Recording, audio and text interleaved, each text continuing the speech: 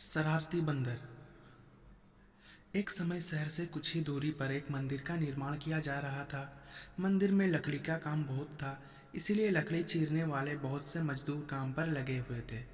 यहाँ वहाँ लकड़ी के लट्ठे पड़े हुए थे और लट्ठी के शातिर चीरने का काम चल रहा था। सारे मजदूर को दोपहर का भोजन करने के लिए शहर जाना पड़ता था, इसलिए दोपहर के समय 1 घंटे तक वहाँ कोई भी नहीं होता था। एक दिन खाने का समय हुआ तो सारे मजदूर काम छोड़कर चल दिए। एक लट्ठा आधा चीरा रह गया। आधे चीरे लट्ठे में मजदूर लकड़ी का कीला फंसाकर चले गए। ऐसा करने से दोबारा आरी घुसने में आसानी रहती है। तभी वहां बंदरों का एक दल उछलता कूदता आया। उनमें एक शरारती बंदर भी था, जो बिना मतलब चीजों से छेड़छाड़ करता रहता था। पंगे लेना उसकी आदत थी। बंदरों के सरदार ने सबको वहां पड़ी चीजों से छेड़छाड़ ना करने का आदेश दिया।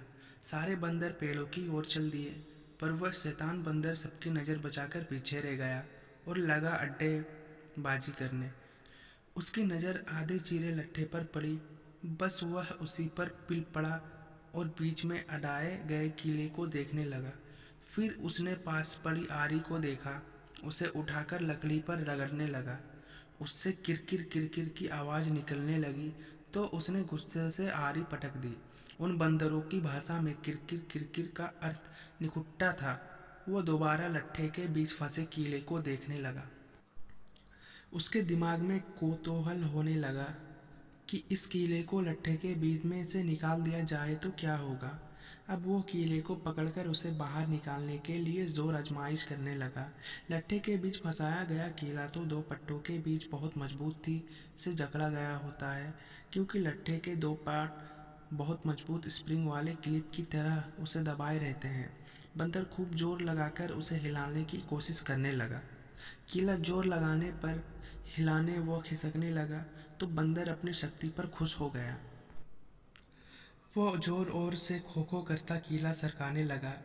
इस दिमाग मुश्ती के बीच बंदर की पूंछ दो पट्टों के बीच आ गई, जिसका उसको पता नहीं चला।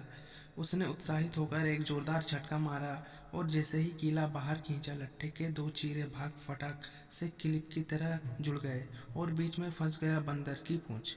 बंदर चिल्ला उठा। तभी मजदूर वहां लौटे। उन्हें देखते ही बंदर ने भागने के लिए जोर लगाया तो उसकी पूंछ टूट गई। वो चीखता हुआ टूटी पूंछ लेकर भागा।